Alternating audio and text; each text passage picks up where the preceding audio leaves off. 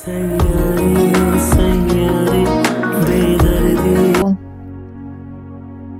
Expect कर रही है आती है कि हम उसका बच्चा अडॉप्ट कर लें। आपका अपना खून जो आपके नाम से जाना जाएगा, आपको तो मेरा एहसानमंद होना चाहिए, और आपके माथे के बल है कि खत्म ही नहीं हो रहे सकते। मुझे बहुत बार इस बात का ख्याल आया कि मैं तुम्हारा बच्चा गोद ले लूं। दोनों मियाँ बीवी बहुत ही ढीठ है। पड़ेगा ना मसला हल करने के लिए, तो आप आ रहे हैं ना?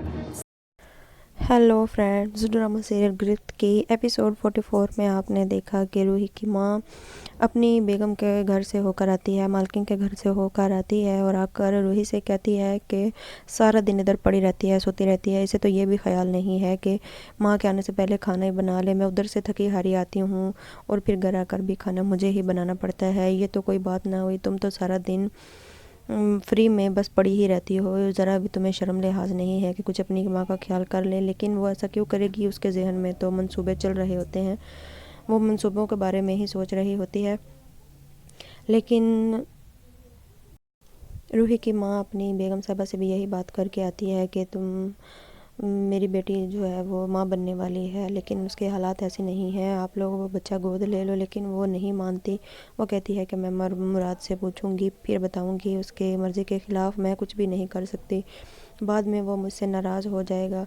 लेकिन उधर घर में अपनी हलचल के लिए वो दोनों मियाँ बीवी के बीच में झगड़ा पैदा ना हो। जो रूही जो मुराद का वालिद होता है वो अपनी बेगम को वापस बुलाने के लिए कुछ प्रैंक करता है। वो कहता है कि उसकी तबीयत अचानक से ख़राब हो गई है, जिसकी वजह से मुराद की माँ बहुत परेशान हो जाती है। वो कहती है कि मुराद मेरी जल्दी से वापसी की टिकट करवा दो, मुझे वापस जाना है। लेकिन जो मुराद होता है वो उसे समझाता है कि कोई बात नहीं, हम पापा को भी पाकिस्तान बुला लेते हैं। तो वो कहती है कि नहीं, मुझे जाना है बस। अनीशा भी इस बात से बड़ी परेशान होती है। वो मुराद से कहती है कि तुम कुछ करो जल्दी, अम्मी बहुत परेशान है। लेकिन वो कहता है कि ऐसी कोई बात भी नहीं है, हम लोग वालदा को बता देंगे कि ये सब एक छोटा सा प्रैंक कर रहे थे या मजाक कर रहे थे, ऐसी कोई बात भी नहीं है, वो उसका वालिद बिल्कुल ठीक है। और दूसरी तरफ जो रूही का शोहर होता है वो जेल में लेटा होता है और उसे रूही को याद कर रहा होता है। वो सोच रहा होता है कि मैं काश रूही के पास होता, अपने घर के बारे में सोच रहा होता है कि ये सब मैंने क्या कर दिया है, मेरे हाथों से अनजाने न अनजाने में कोई ऐसी गलती हो गई है, अब मैं पता नहीं वापस जाऊंगा या उम्र कैद होगी। और रूही जो होती है वो अपने बच्चे की खबर भी अपने शोहर से छुपा लेती है। वो उसे नहीं बताती कि मैं माँ बनने वाली हूँ, और वो कहती है, अपनी माँ से भी कहती है कि तू खबरदार, अगर आपने उसे बताया तो मैं इस बच्चे को ही मार दूँगी। लेकिन उसकी माँ इस बात से डर जाती है, वो उसे नहीं बताती।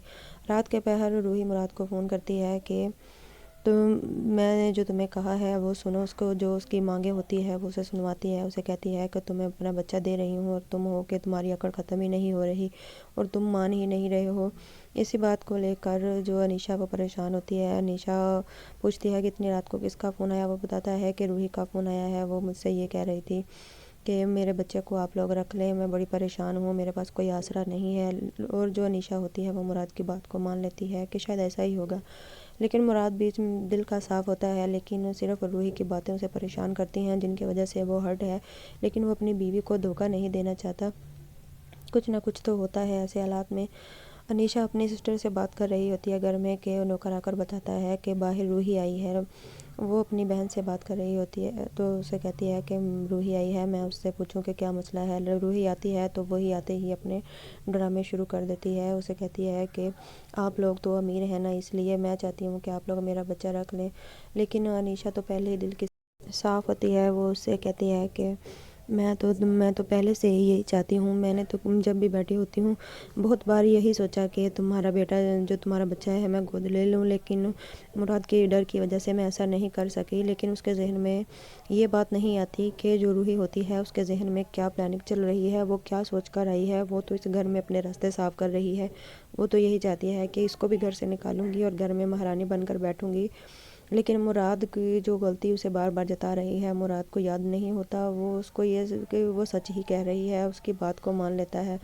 اور اس کے لیے پریشان بھی ہوتا ہے شاید اولاد کی خوشی کے لیے کہ شاید یہ بچہ میرا ہی ہے، لیکن وہ اسے اس طرح سے بلیک میل کرتی ہے، بار بار اسے جو ٹینشنز کریٹ کرواتی ہے کہ تم نے میری زندگی میں جو کیا ہے اس کی وجہ سے میں کتنی ڈسٹرب ہوں، میرے شوہر کو پتہ چلے گا تو وہ تو مجھے مار ہی ڈالے گا، لیکن اسے نہیں پتہ یہ ساری اس کی چالاکیاں ہوتی ہیں۔ لیکن جب وہ روحی جو ہوتی ہے وہ انیشا کے پاس اس کے گھر میں آتی ہے تو فوراً مراد کو فون کرتی ہے کہ تم جلدی گھر آؤ، کہیں یہ نہ ہو کہ تمہارے آنے سے پہلے میں تمہاری بیوی کو تمہارا سارا جو ہے وہ خلاصہ کھول کے بتا دوں، لیکن وہ اس بات سے ڈر جاتا ہے اور فوراً ہی گھر چلا آتا ہے، جسے انیشا اسے دیکھ کر فوراً ہی پوچھتی ہے کہ تم اتنی جلدی گھر کیوں آ گئے ہو؟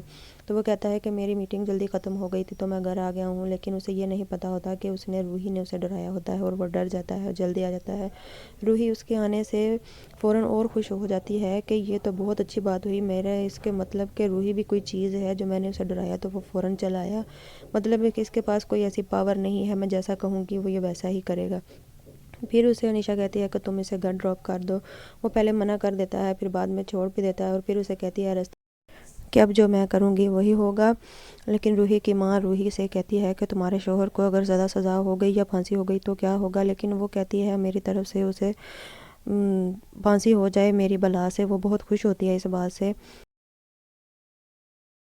اب آگے کیا ہوگا دیکھتے ہیں نیکسٹ ایپیسوڈ میں۔ ایسے ہی لیٹسٹ ویڈیوز دیکھنے کے لیے میرے چینل کے ساتھ جڑے رہیں، میرے چینل کو لائک کر لیں، سبسکرائب کر لیں اور بیل آئیکن کو بھی پریس کر لیں تاکہ میری ہر نئی آنے والی ویڈیو کا نوٹیفیکیشن آپ کو سب سے پہلے مل سکے۔ اپنی رائے کا اظہار کمنٹس میں کریں۔ شکریہ، اللہ حافظ۔